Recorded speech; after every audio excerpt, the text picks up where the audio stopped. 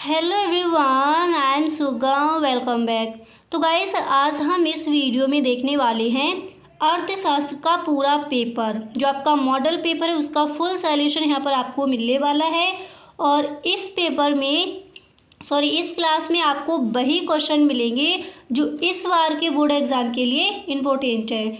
तो यहाँ पर आप पहले देख सकते हो जितने भी आपके बहुविकल्पीय प्रश्न आएंगे, कौन कौन से इस बार के बोर्ड एग्जाम के लिए इम्पोर्टेंट है, वो सारा कुछ मैंने यहाँ पर आपके लिए लिख कर रखा है। तो आप इस वीडियो में एंड तक बने रहें। ओके, यहाँ पर देखिए, फर्स्ट से स्टार्ट करते हैं। तो पहला यहाँ पर आपका दिया गया है कि विलासिता की वस्तुओं की मांग की कीमत लोच होती है। तो कैसी होती है? आपको देखिए 4 ऑप्शन दिए जाएंगे, तो जो आपका ऑप्शन सही है वही मैंने यहाँ पर लिख दिया है। ठीक है, तो क्वेश्चन है पहला कि विलासिता की वस्तुओं की मांग की कीमत लोच होती है। तो कैसी होती है? इकाई से अधिक। ओके, कैसी होती है? इकाई से अधिक होती है। ये वाला जो आपका ऑप्शन दिया होगा वो आपका राइट है। यहाँ पर नेक्स्ट है कि सामान्यता एक अनादिमान यानी तटस्थता वक्र। तो आपको ऑप्शन दिए जाएंगे। जो ये वाला आपका ऑप्शन है मूल बिंदु के प्रति उत्तल होता है। ठीक है, कैसा होता है? मूल बिंदु के प्रति उत्तल होता है। ये आपका हो जाएगा राइट आंसर।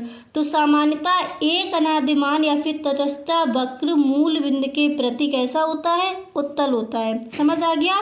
अब इसी तरह नेक्स्ट यहाँ पर आपका दिया गया है, यहाँ पर आप देख सकते हो। अगला यहाँ पर आपका बहुविकल्पीय प्रश्न है कि दीर्घ काल में उत्पादन के कितने साधन स्थिर होते हैं? दीर्घ काल में उत्पादन के कितने साधन स्थिर होते हैं? तो आपको ऑप्शन दिए जाएंगे। आपका राइट ऑप्शन यहाँ पर हो जाएगा कोई नहीं। ठीक है, ये जो आपका ऑप्शन दिया गया ये है आपका राइट ऑप्शन। अब यहाँ पर इसी तरह नेक्स्ट है कि विदेशी व्यापार में घाटा होता है तब। विदेशी व्यापार में घाटा होता है तब निर्यात आयात से कम होता है। आपको ऑप्शन दिए जाएंगे कि निर्यात आयात से ज़्यादा होता है। तो सही ऑप्शन आपका हो जाएगा कि निर्यात आयात से कम होता है। विदेशी व्यापार में घाटा होता है तब निर्यात आयात से कैसा होता है? कम होता है। ठीक है, ये हो जाएगा आपका राइट ऑप्शन। अब इसके बाद अगला देखते हैं। तो नेक्स्ट यहाँ पर दिया गया है कि अल्पकाल में निर्गत में इकाई वृद्धि होने पर परिवर्तनशील लागत में होने वाली वृद्धि को कहते हैं। तो क्या कहते हैं? होने वाली वृद्धि को हम कहेंगे औसत परिवर्तनशील लागत। क्या बोला जाएगा? औसत परिवर्तनशील लागत। ठीक है, ये जो आपका ऑप्शन है वो आपका राइट हो जाएगा। अब जितने भी यहाँ पर ये आपके बहुविकल्पीय प्रश्न दिए जाएंगे 10 आपके दिए जाते हैं, तो आप साथ ही साथ इनको लिखते चलिए। ठीक है, अब यहाँ पर देखिए नेक्स्ट क्या है। तो अगला बहुविकल्पीय प्रश्न आपका यहाँ पर दिया गया है कि निम्नलिखित में से कौन सा पूर्ण प्रतियोगिता का लक्षण नहीं है? निम्नलिखित में से कौन सा पूर्ण प्रतियोगिता का लक्षण नहीं है? तो कौन सा नहीं है? कीमत विभेद। ओके, कीमत विभेद नहीं है। ये हो जाएगा आपका राइट ऑप्शन। अब इसी तरह अगला प्रश्न है आपका नेक्स्ट यहाँ पर आपका दिया गया है, आप देख सकते हो कि निम्नलिखित में से किसे पूंजीगत वस्तुओं में सम्मिलित किया जाता है? ठीक है, किया जाता है तो क्या है? उपकरण। आपको ऑप्शन दिए जाएंगे यहाँ पर। तो जो आपका उपकरण है ये हो जाएगा आपका राइट ऑप्शन। निम्नलिखित में से किसे पूंजीगत वस्तुओं में सम्मिलित किया जाता है? तो किसे किया जाता है? उपकरण को। अब इसी तरह अगला प्रश्न देखते हैं। तो नेक्स्ट आपका बहुविकल्पीय प्रश्न यहाँ पर दिया गया है, आप देख सकते हो। अगला प्रश्न है आपका कि केंद्रीय बैंक की नीति कहलाती है, क्या कहलाती है? मौद्रिक नीति। ये आपका बहुत इंपॉर्टेंट है। ठीक है, वेरी मोस्ट इंपॉर्टेंट ये है आपका बहुविकल्पीय प्रश्न, कई बार पूछा गया है। तो इसका क्या हो जाएगा राइट ऑप्शन? मौद्रिक नीति। केंद्रीय बैंक की नीति मौद्रिक नीति कहलाती है। यहाँ तक समझ आ गया? नेक्स्ट देखते हैं।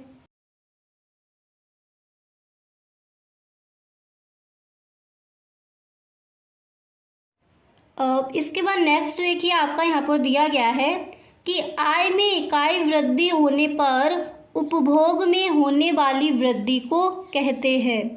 आय में इकाई वृद्धि होने पर उपभोग में होने वाली वृद्धि को क्या कहते हैं? सीमांत उपभोग प्रवृत्ति। ठीक है, ये जो आपका ऑप्शन दिया जाएगा ये हो जाएगा आपका राइट ऑप्शन। इसके बाद 10वां आपका दिया गया है कि नगद कोष अनुपात का निर्धारण किया जाता है। तो किसके द्वारा किया जाता है? आपको पता है, केंद्रीय बैंक द्वारा।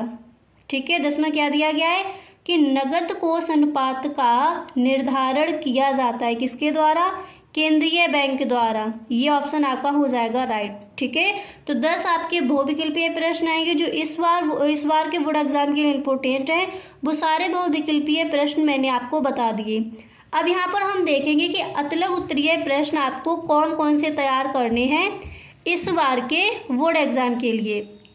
तो यहाँ पर आप देख सकते हैं अतलग उत्तरीय प्रश्न में जो आपका सबसे पहला प्रश्न है वो यहाँ पर दिया गया है कि अल्पकाल एवं दीर्घकाल में भेद कीजिए।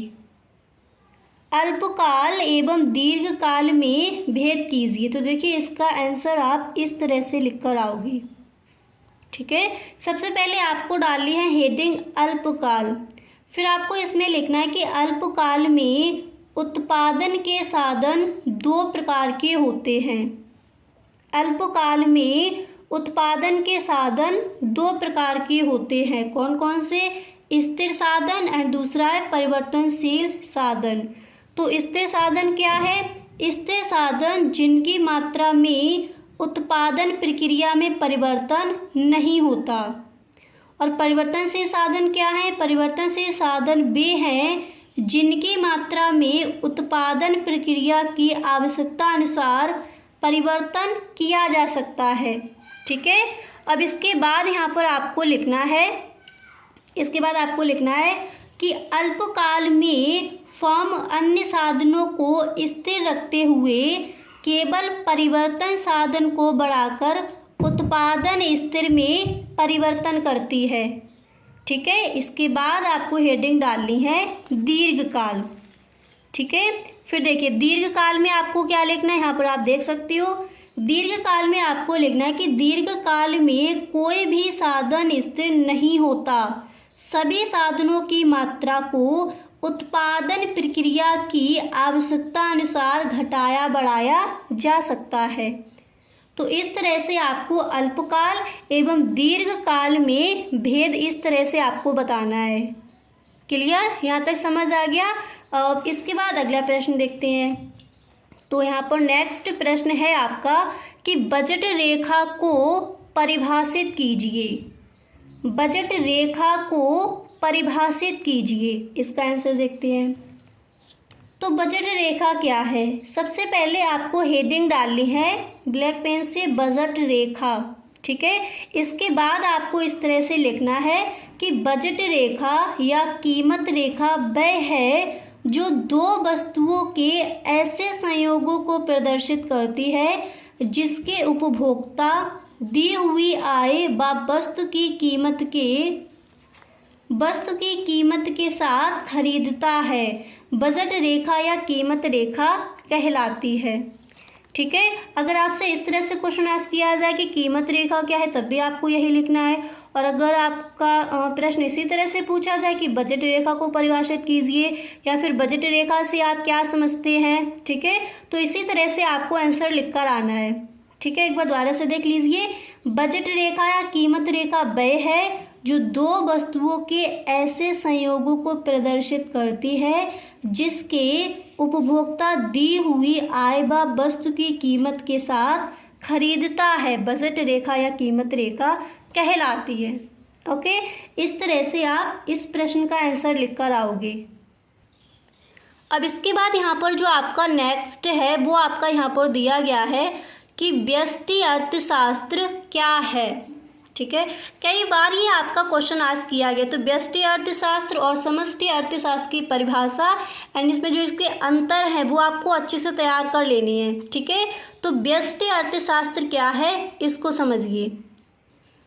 तो इस तरह से आपका प्रश्न आज किया जाएगा, व्यष्टि अर्थशास्त्र क्या है, या फिर व्यष्टि अर्थशास्त्र की परिभाषा दीजिए।